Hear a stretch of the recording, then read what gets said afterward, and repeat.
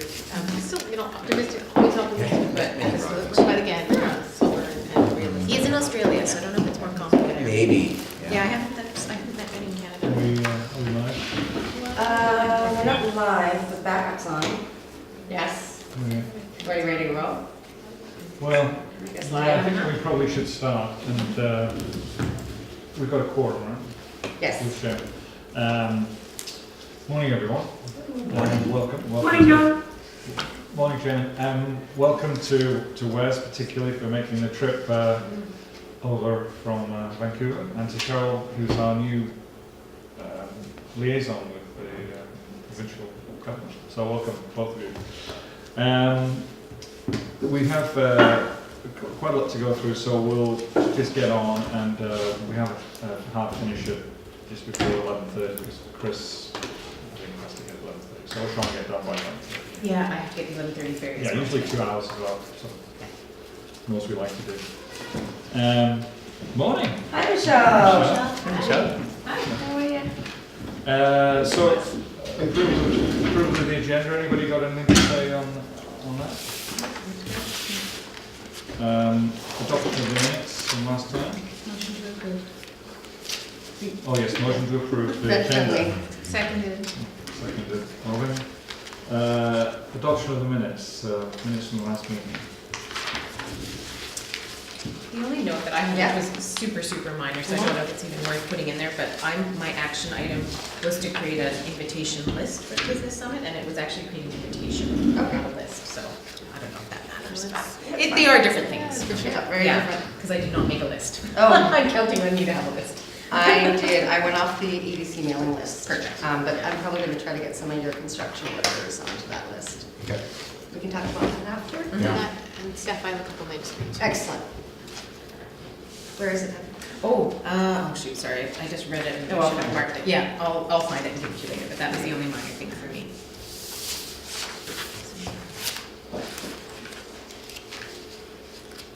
Motion to approve. Yes, motion. Who, someone proposed to approve the Second it. minutes? Seconded, Rob. Okay. Public comments, nobody here, so no public comments. Delegations, okay, Wes. So we have around, I'd say, about an hour for your presentations, questions and stuff. So take it away. Great, okay. So firstly, I'm really happy to be here, and I'll stand up until I feel like sitting down. I'll start standing up. So my name is Wes Regan. I'm the director of Simon Fraser University's Community Economic Development Programs. We have two programs that run out of my shop. One of them is a certificate program, which students come from around the province and around Canada, in fact, to come and learn how to apply community economic development principles and process in their communities. And the second program we have, which I'll highlight a little bit later, is called the Local Entrepreneurship Accelerator Program, or LEAP. And that's a program where we go out into communities and help build capacity and work with local small business owners and social enterprise and nonprofits on the issues that they're facing in their communities. I'm also the Community Economic Development Planner for the City of Vancouver, although just to be very clear, I'm wearing my SFU hat today and not my City of Vancouver hat. Likewise for my role with the Green Party of Canada, I'm the critic for municipal affairs for the Federal Party, and have worked in CED since 2009, mostly in Vancouver's downtown east side, but over the last couple of years I'm happy to say that I've been involved in more rural work, which I'm really excited about, and I'm a huge fan of Bowen Island. So I don't know if you can tell, but that photo there in the opening slide is from the north peak of Mount Gardner. So my wife and I hiked up there last year and enjoyed the view from the peak.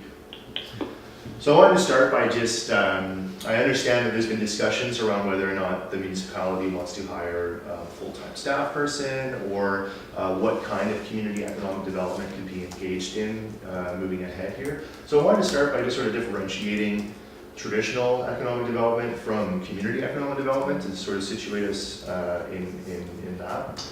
The traditional economic development that we're familiar with in major cities is really focused a lot on firm attraction, typical business retention efforts, talent recruitment, so we hear about the creative class and Richard, Florida, and these sort of the high-tech workers that we're chasing. And of course, city branding. A lot of effort has gone into city branding over the last 15, 20 years. And a lot of this is incentives-based, so looking at tax breaks, often large investments in infrastructure, that sometimes can be sunk costs when footloose capital, quote unquote, decides it doesn't want to be in your tech park anymore, and the giant freeway and overpass you built for them is sitting there not doing anything. So these are some of the criticisms of traditional economic development, and I'm not here to throw the baby out with the bathwater in terms of this type of thinking, but instead to present some critical observations about why this way of thinking about the economy has been criticized. And what we've found, and there's plenty of quantitative research to back this up, is that handing out tax breaks to large foreign corporations to try and lure them to your community doesn't always end well, and can cost municipalities a lot of money. Chasing talent, has its limitations as well. When you're trying to pull people to the community, instead of abiding by that old adage, love the one you got, love the one you're with. So, and what we found is that this oftentimes creates a race to the bottom type scenario where municipalities and regions are just trying to outdo one another, bending over backwards to try and attract these sort of large firms into communities. Last year, the program, actually might have been 2 years ago now, it was last year, but we wrote an open letter with about 40 or so of our, maybe almost 50 of our alumni to the Federation of Canadian Municipalities as it was going into its yearly convention, laying out some of the concerns we had about even just the narrative in which FCM's members has engaged in economic development, and how we wanted to see more community economic development language in that discussion. So I'm happy to share that open letter as well. It included all of our instructors and professors in the program and a bunch of our alumni who work in rural and urban communities across Canada. So now getting into what makes community economic development different. Firstly, it's about the process. It is a participatory process that's inclusive, and it's often driven by communities themselves. It seeks to leverage existing community strengths and assets while seeking to further build capacity and fill gaps locally. And it tends towards diversity, not monopoly, which in turn fosters local resilience and adaptability. We often hear about the single resource town where the only employer pulls out, or the markets change for a type of commodity, and then suddenly it's a mass exodus of jobs and empty houses. Well, that's problematic, of course. So it's an inclusive process. Oftentimes we'll find communities getting together and asking the types of questions: how do we best work together to get where we want to go? What is working currently that we could do more of? What pieces of the puzzle are we missing to meet the challenges that we see coming? How do we ensure everyone has access to opportunities to prosper in our community? And how do we best leverage the strengths and assets that we currently have to work with? So oftentimes these processes will include things like asset mapping, or engaging in discussions, almost like a SWOT analysis in your community of what do we have to work with, and strengths and weaknesses and opportunities, as a starting point for looking at where action should take place. Bless you, Rob. One of the key principles that makes CED thinking different is the premium it places on local ownership of those assets, and the implications of ownership in terms of how money circulates in communities. So whether a business is locally owned or foreign owned, and that by foreign, that could be Alberta or Saskatchewan, doesn't mean so far away country. Port Coquitlam. Is it a cooperatively owned one, or is it a shareholder-driven big corporate one, with the head office somewhere else?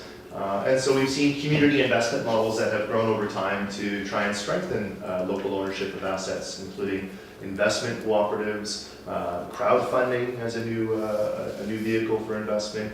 Social enterprise, which the nonprofit sector has increasingly adopted in BC, and I'm happy to say that BC really is a leader internationally in the social enterprise space. And most recently, community contribution companies, which were created here in the province a few years ago, or community interest corporations as they're known in other jurisdictions.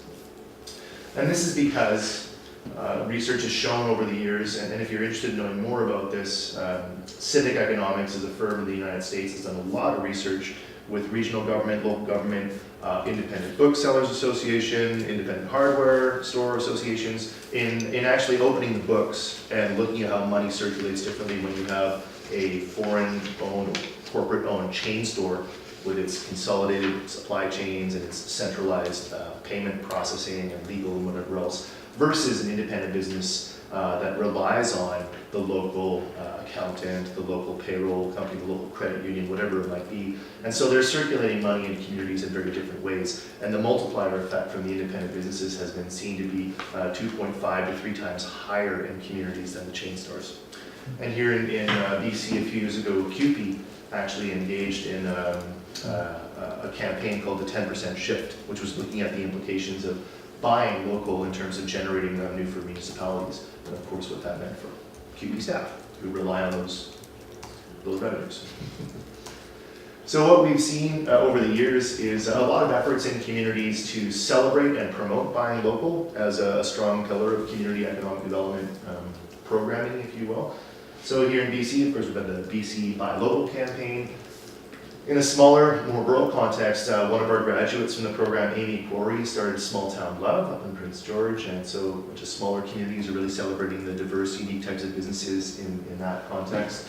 And in Portland and in Austin, Texas as well, we had the Keep Austin Weird campaign and the Keep Portland Weird campaign, which were very much about celebrating the diverse, unique type of neighborhood cultures that small businesses create that make those neighborhoods interesting, worth visiting, distinct, and fun.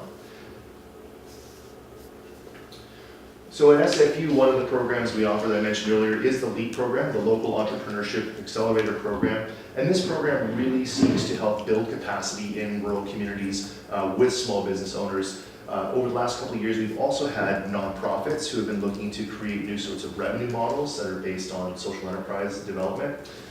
We just recently had our LEAP cohort up on the Sunshine Coast nearby. You can see on the bottom left here, this is at the Gibson's Public Market, which I'll talk a little bit more later. But we have about a dozen entrepreneurs from the Sunshine Coast developing a range of businesses or upscaling and just further developing existing businesses. And we take them through an 8-week intensive program that really invites them to dig deep and question some of the assumptions they've made about their businesses or about their market, to look at the operational needs of their businesses, and really where they want to go with this and how it fits in the community in terms of strengthening their neighborhood or their region. Something else that makes CED different is the values that go into it. It's not solely about money, but about other forms of community wealth building as well, including social, cultural, or environmental wealth. It can often include an equity lens, and oftentimes CED has grown in parallel with civil rights movements in the United States, particularly for inner city communities, racialized communities that have found themselves lacking in services and lacking investment, their neighborhoods being redlined from investment. So there's been particularly in the American experience of CED, close parallel with the social justice movements in inner cities.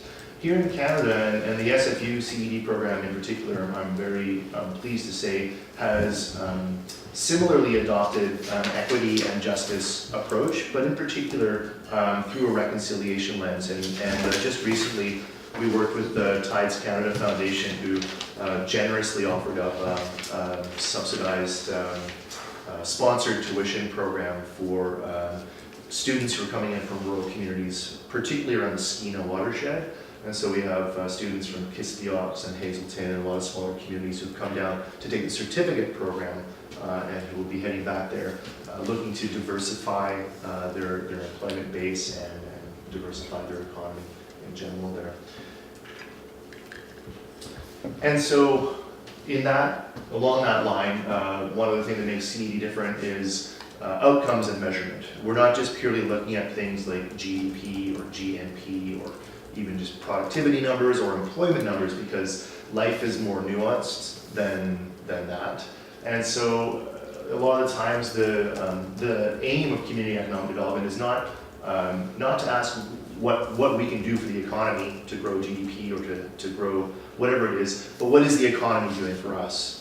Is the economy making life better for people in our communities? Is the economy making people work more than they want to or need to? Is the economy providing everything we need, or is it accumulating and some people having a lot while a lot of other people have nothing? What's happening there?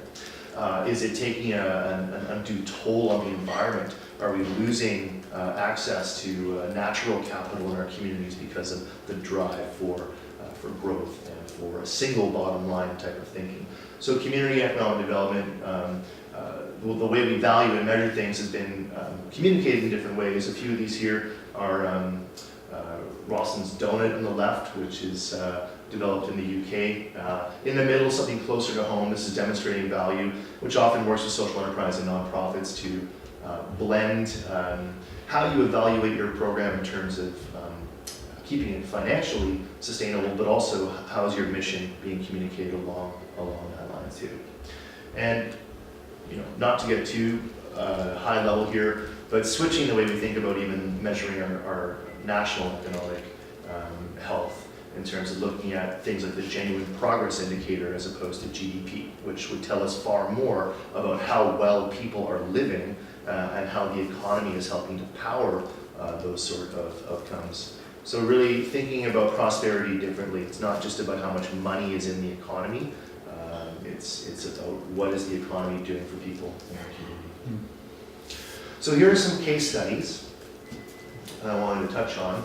So I mentioned earlier, one of the things that we talk about in community economic development is leveraging what we have, looking at the assets and strengths that the community has. So here's an example of how that's been done in Cleveland. In Cleveland, there's what's called the Evergreen Cooperatives, which are a collection of inner city cooperatives that have social procurement agreements with major anchor institutions. So universities, hospitals, these really large employers that have big and ongoing purchasing needs. And the reason why it's so attractive to leverage anchor institutions like this is that they're going to be in communities for a long time. There's been a lot of public investment in putting them there. They play an absolutely crucial role in the community. And so that their purchasing needs will be sustained, unlike perhaps a private venture, which may, if for example, a tax break is handed to it from another community down the road, it might leave. That's more likely to happen than a hospital suddenly leaving, or a university for that matter. So what they've done is they've provided some of the food services, laundry services, things like that, and that's creating a lot of employment in inner city communities, in particular for racialized minorities who are having troubles accessing employment opportunities. An interesting example of community investment, so another one of the types of actions that I touched on is a cooperative neighborhood investment model started in Minneapolis, the Northeastern Investment Cooperative. And this is where a community came together and said, we're really missing a couple of these types of businesses that would really make our neighborhood more complete. And we think they might also draw some folks to the area and spend their bucks here locally. So they invested in their own microbrewery and a bakery and really enlivened this block that was very underdeveloped. They got their priorities right. Yeah, they did. Beer and bread. Definitely. And so this model actually, shortly afterwards, neighborhoods in New York created the New York Real Estate Investment Cooperative, looking at what Minneapolis had done. But in the context of actually then losing the types of businesses that they were cherishing in their communities that they knew were under threat from speculation or rising lease rates. So they've been pooling their resources in New York, particularly with an arts and culture lens to retain things like bookstores or studio spaces or whatever else, building on what Minneapolis has done. A good rural case study from Manitoba is Aki Energy, and Sean Loney is a leading social entrepreneur here in Canada. I've got his book here. I'm going to leave it with you guys. I've got two books I want to leave with you that I generously donate to the municipality of Bowen Island. And you can fight amongst yourselves for whoever fits to read it first. But, and this is touched on in the book here, Aki Energy looked at strengths and gaps in rural communities in Manitoba, particularly around the food system and around the rates of diabetes and other health, like chronic health-related issues, and looked at the toll on government that was taking in the healthcare system. And what Sean and his partners in Manitoba said is, we need to be investing in preventative measures in our communities to save tax dollars, and we can do that through social enterprise models that look at instead of subsidizing food that's coming in, they're selling it at the northern store, and not only is it expensive, but oftentimes it's high carb, not very healthy food. What they said is we can grow healthy local food here, and we can create jobs in Manitoba doing that. So they took a two-pronged approach with Aki, where it looked at energy sovereignty and looking at solar, geothermal, and other forms of sustainable energy, developing these energy companies, and also looking at the food system and developing not only food-based social enterprises to fill gaps in the dietary system, food system, but to create good jobs for First Nations residents in the areas there. Another example close to home is the Gibson's Public Market, which of course just launched a few months ago, really. And here they're showcasing great local producers of whether it's cheese or fishmonger. It's just a really cute market, and also a special event space on the second floor, where earlier I shared that LEAP program. That's where that took place, was in the special events space. They also have an educational sort of marine biology display area, which is really cool and worth checking out. So they've made this a cool destination, open market concept that celebrates their local entrepreneurial community, particularly their agricultural traditions on the island. Did you say that's a cooperative, or how does that work? So this was Risa Capital was involved in this, along with Community Futures. So they did pool. It's a public-private partnership essentially. So they worked together with Community Futures and with Risa, which is a community investment firm that Brian Smith and a few others up there have started. And if you're interested in knowing more about how they did this, I think I made an introduction to Brian Smith already. So he'd be one of the people to talk to about that. And then another similar example, once again drawn on food, is the Zingerman's Delicatessen, which is a great case study in, once again, local community saying, hey, we're kind of lacking a few things here, and they started their own deli at a time when delis were going out of business in Michigan. Had a few really great products, and then from there they started developing their own specialty lines of goods, and these have been embraced in the northeastern U.S. as like the consummate sort of Christmas present type stocking stuffer, jams and jellies and salsas and whatever else they make. So they looked at their own supply chain and said, we could buy these things from other communities, or we could just start making them here, because we know we buy them all the time anyhow to put in our sandwiches and put in our salads. So they looked at a sort of vertical integration model where they relied on themselves essentially. And so improving local self-reliance or enhancing local self-reliance is often one of the other sort of terms that we'll hear in community economic development. And in the US there's an organization actually called the Institute for Local Self-Reliance, which has a lot of great research on community economic development. So what's the role of government in all this? You might be asking, as a local government. So I kind of wanted to touch on this and just share a couple of the ways in which local government in particular has been involved in community economic development, because CED really hasn't been embedded in local government the same way that traditional firm attraction, city competitiveness type economic development has. And in my role in Vancouver, we're still trying to link up this sort of work that the Vancouver Economic Commission does at a broader, bigger scale with the type of work that I do in a neighborhood context, looking at local economies in our different neighborhoods in Vancouver. But CED is not really about what government can do, quote unquote, so much as it's about how government can be a better partner with communities to do things together. So the Gibson's Public Market's a great example. That was people coming together, good process, and a mix of public and private involvement. So municipalities, of course, can engage in direct granting. Municipalities, of course, can own land and can designate that land for a specific type of project. A guarantor of last resort, so de-risking community lending sometimes. In the past, we've seen municipalities do, or issuing municipal bonds to pay for, to finance a type of project or infrastructure need. There's also policy changes, so cities have adopted things like big box, no big box stores. We want to protect our diversity of small independent businesses and grocery stores. Social procurement, saying, we as a municipality, we buy a lot of stuff, so can we buy from social enterprise? Can we buy from First Nations owned businesses? And of course, there are some barriers related to trade issues in terms of procurement, but we're working right now to try and find the opportunities to maximize the social impact that purchasing can create in cities across Canada. And then lastly, and Vancouver actually is a good case study in particular for this in Canada, is community benefits agreements, which do leverage development. So if a major development is going to happen on Bowen Island at some point, what's the opportunity to work with that developer and their construction contractors and subcontractors to really try and accomplish some things in the community that residents here want to see done.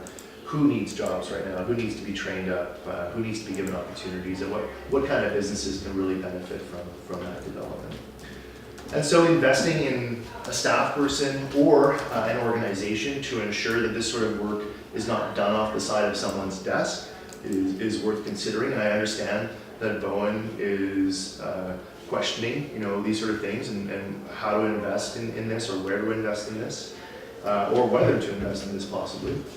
And I think that it's important to note that a lot of the value in community economic development is derived from engaging and investing in good process. Just good process that's inclusive, that's empowering of communities, that's transparent, and by doing so is seen as a genuine type form of engagement that makes it more sustainable in the long run. And that's important if you actually want to implement and monitor any type of a strategy or plan that you come up with in your community. So getting that community buy-in, because at the end of the day with a CED strategy, it's important that the community take ownership of it, and it's not something that's solely driven by local government or an agency for that matter. So process to involve them and to foster a sense of ownership and pride in that, and commitment is important. And so, in conclusion, we know that rural communities can have complex challenges and opportunities. We know that investing in strategic planning is good, but that also needs investment into strategic partnerships in order to implement and sustain the types of grand visions that we were able to come up with together. We first need to answer what precisely it is that we want to do. Why does that matter? Then, how do we do that? And this is all part of the process of engaging and unpacking these things together. And then lastly, it's important who takes the lead in the community for that thing. So is it something that's owned by a chamber? Is it something that's owned by a nonprofit? And how do we get others, to be on board and implementing that together? And not to say that any one organization, drives it and takes ownership of it. It takes a village. But at the end of the day, we have to find ways to be accountable to one another and to set up a framework for partnership so that it's very clear about who's doing what and what sort of milestones there are and how we be accountable to each other. And lastly, if you do hire someone to work at Bowen Island, I hope it will be one of our alumni in the program. We have many. And for more information, you can visit sfu.ca/CED and learn more about our current and past students and what the program has to offer. So with that, I thank you for your time, and I look very forward to hearing any questions.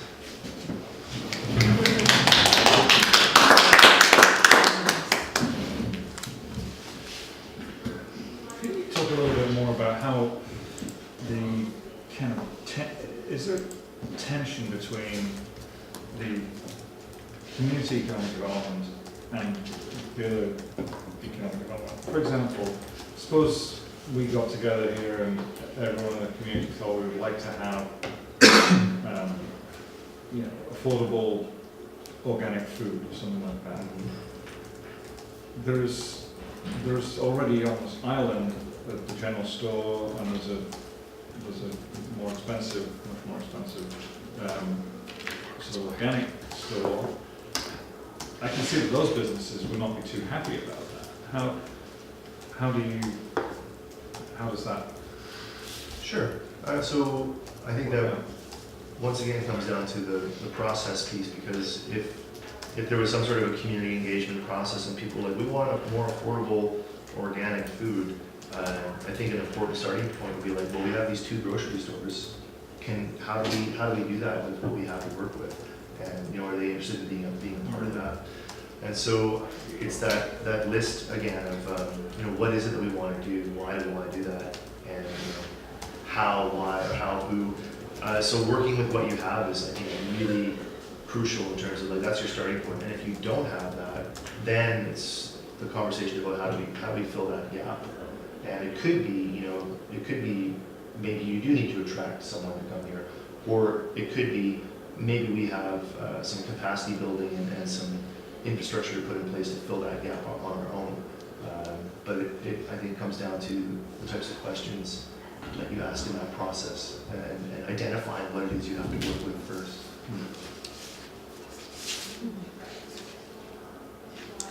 Are there very many models that local governments doing microfinancing or those grant programs for entrepreneurs that you're aware of in Canada?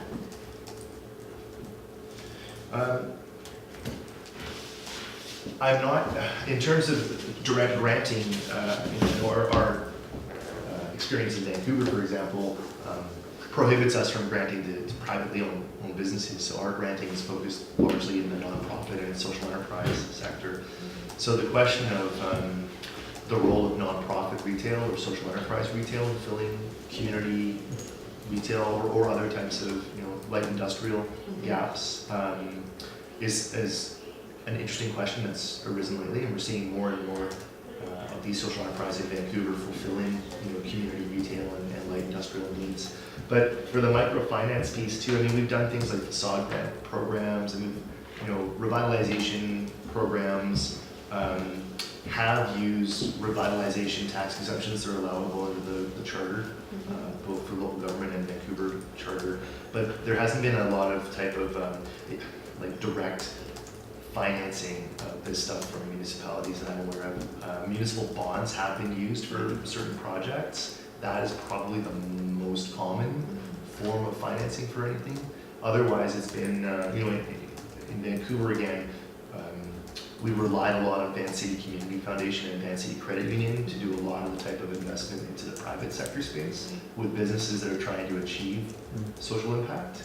And so the relationship between a municipality and a credit union or a lending institution, I think, can be a very important thing to further explore, and like what tools you have at your disposal.